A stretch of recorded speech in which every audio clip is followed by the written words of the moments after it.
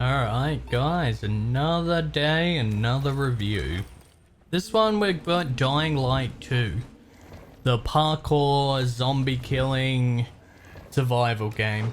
Honestly, really good one this. I played a lot of the first one and honestly, so far I haven't been let down with the second. So we're going to start off with the pros, go to the cons.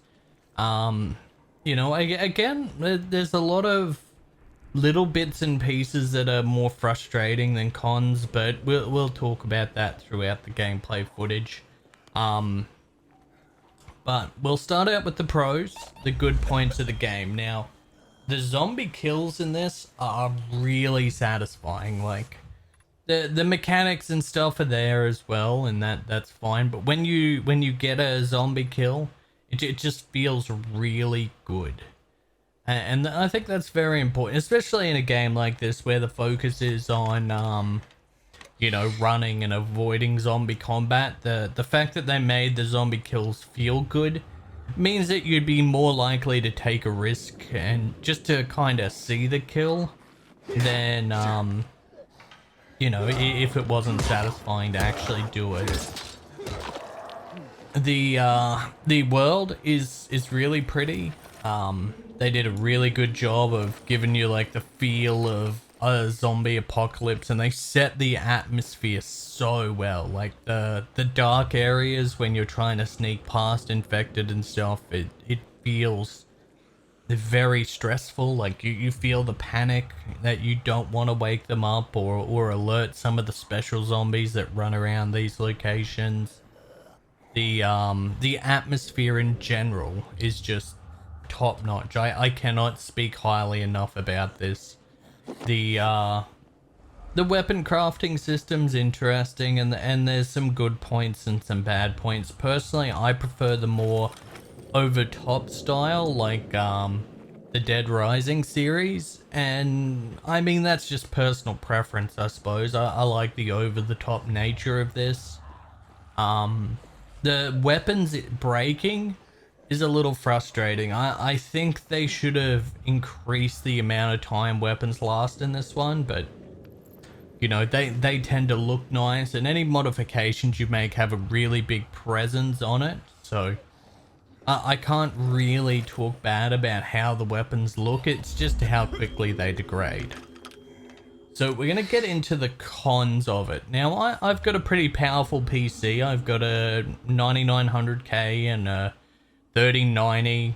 It's a very good rig. And there are points where this game lags for me. Not huge. It's normally when it just starts up. And occasionally as I move about the world, there'll be like these little lag spikes. But with a rig like mine, it really shouldn't be happening. Even with ray tracing turned on or anything like that, it shouldn't be a thing. System performance can vary, based on the system and stuff. So it could be something to do with my rig and whatnot. But with my specs, I very much doubt it. I also feel like the parkour system needs some work. It's a bit clunky in spots when you're trying to climb down or, look around when you're hanging off an edge. I do like the stamina bar when you're hanging. Like, you can't just hang on to a ledge forever, which is a very good addition to the game. It means that you can't, you've kind of got that urgency to move on and stuff. So that part of it's good, but there's the little clunky feelings you get when you're trying to maneuver up and down walls. It was a very similar issue that I had with the Assassin's Creed series when you were climbing up and down walls. It got a little bit clunky and can launch you off the edge into bad situations. I've been launched into a few zombies, fallen to my death a few times. In games like this where stealth can be very important, it gets a little frustrating when you die from little glitches in the system like that. Story wise, Dying Light 2 has been a lot of fun. I'm liking it. I'm loving the narrative and how they're telling the story. It's been a lot of fun. I like the little mini games and activities that they've got around the world.